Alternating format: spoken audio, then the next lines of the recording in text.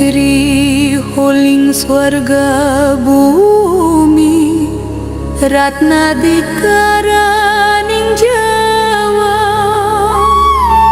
Kalingga Mangke Prabhasudha Jaya Mandala Tanginela Suryaning langit gumilang Saksi niraring bumi suci.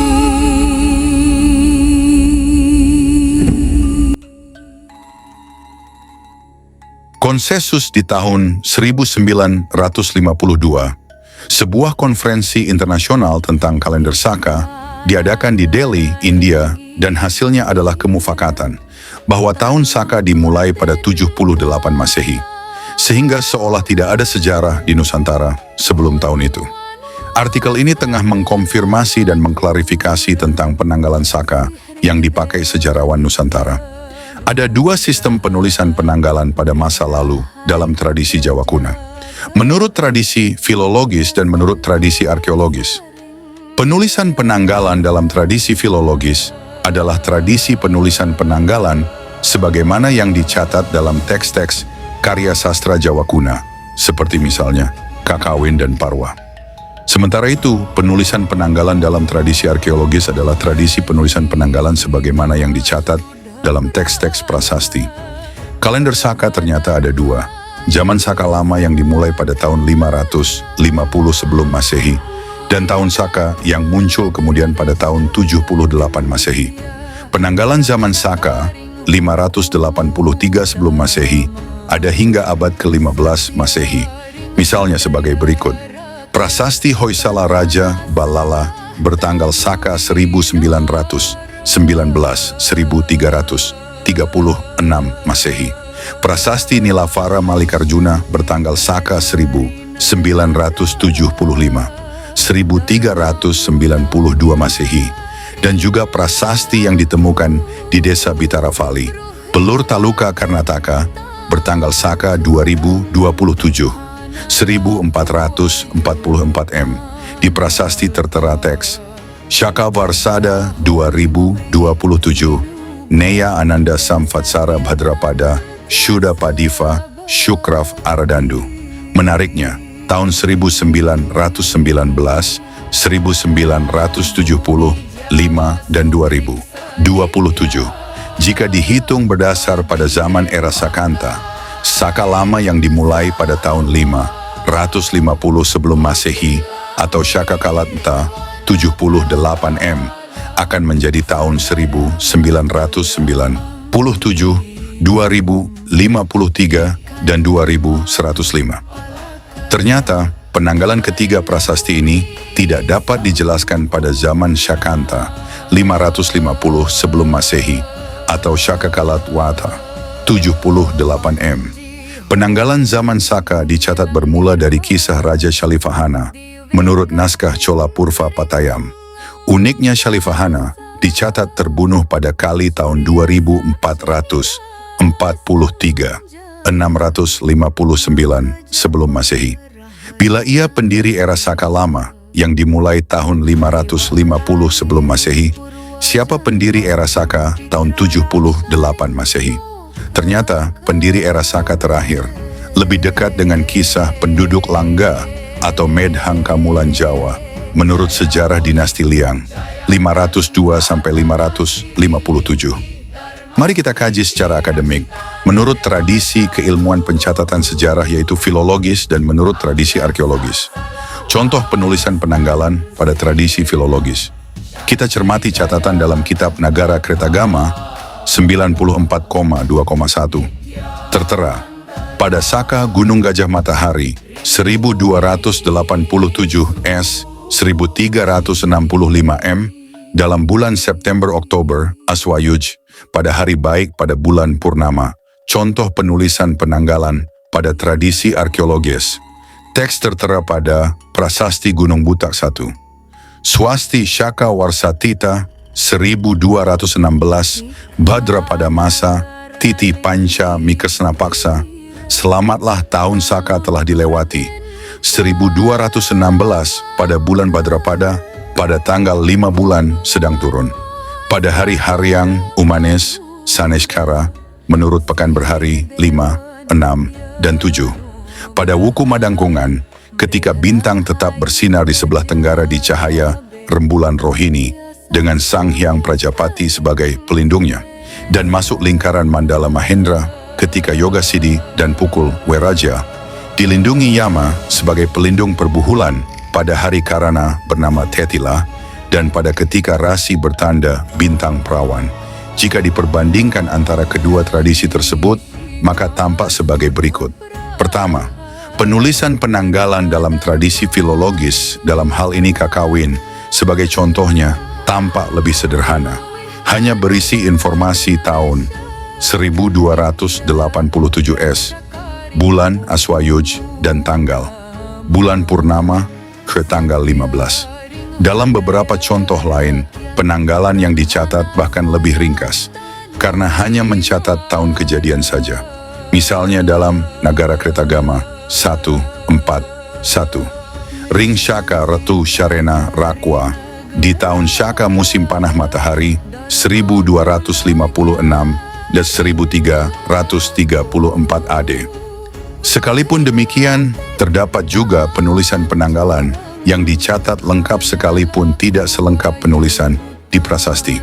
Selesai ditulis Sang Hyang Tantu Panglaran di tempat kediaman para bujangga di Kutritusan, hari Rebolegi, Madangsha, hari Titi, akhir bulan pertama, Kasa, Rah, tanggal 7, Temgek, bulan 5, Resi Pandawa Buta Tunggal, 1557.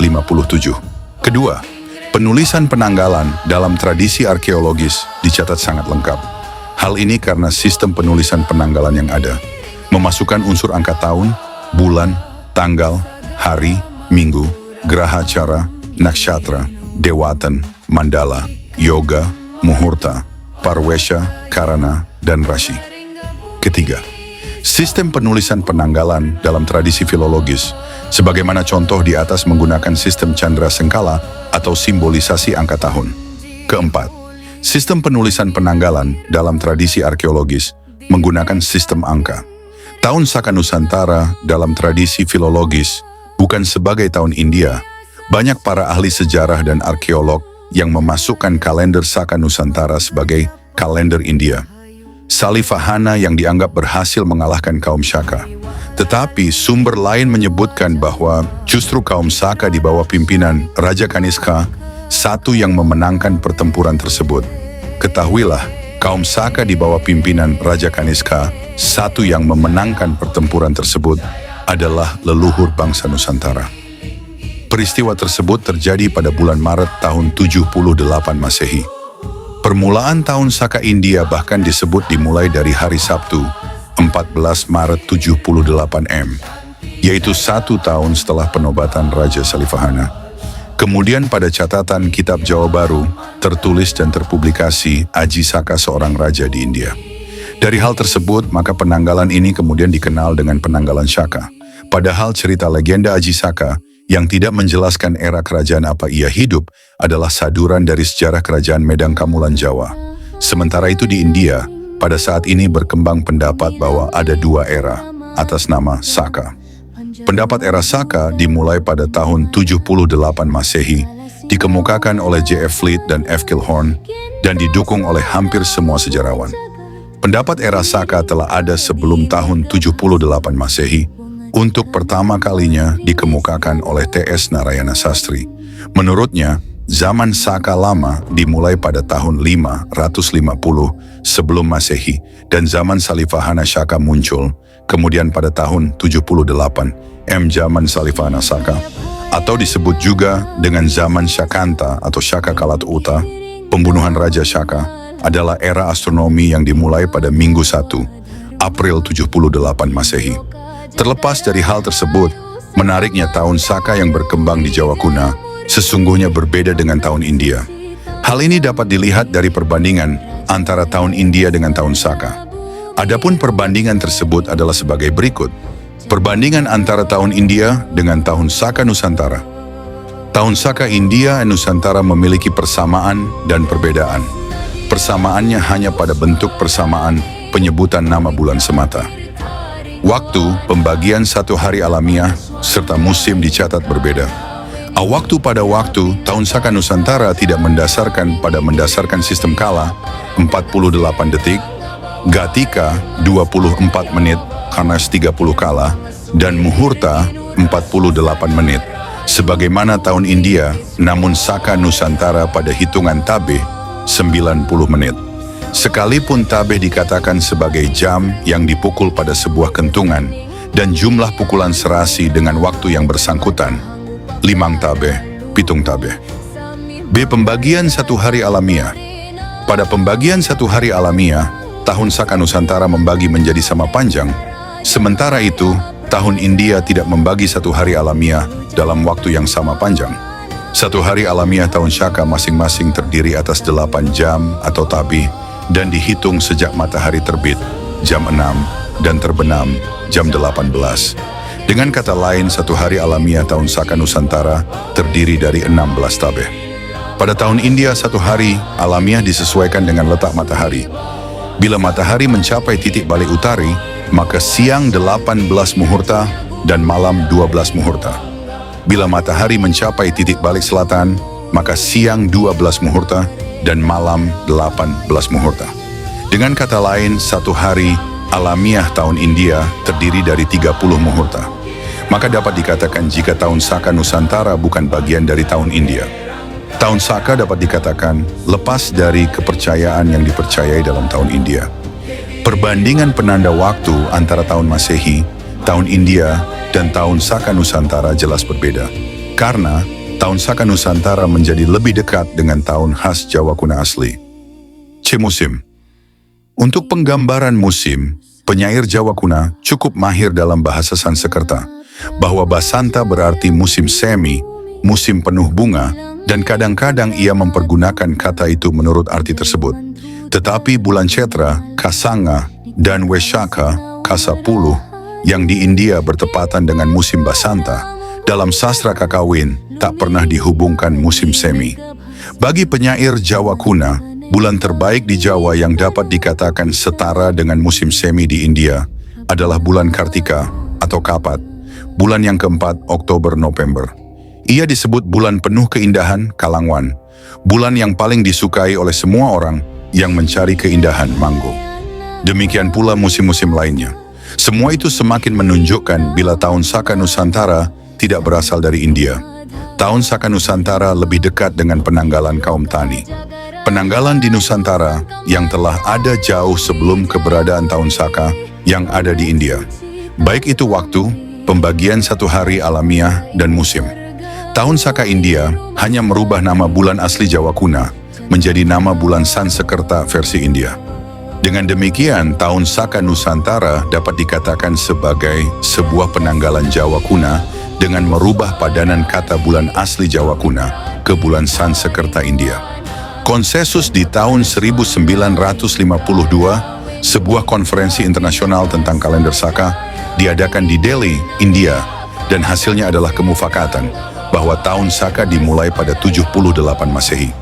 Kemufakatan ini yang menjadikan rancu penulisan sejarah Nusantara untuk menghitung awal tahun Saka di prasasti yang dimulai tahun 78 Masehi, sehingga seolah tidak ada sejarah sebelum tahun itu. By Santo Saba. Jan madahang upakara luhung sami makarya tanpa rina wirabrata sang kesatria mandanang reksa raja maya praja panjalu jaya tanpa wanam ligin dharma tanoa sanggara gongkinon cagita gending suara ngelipur jiwa pawestri nari rilam pasudani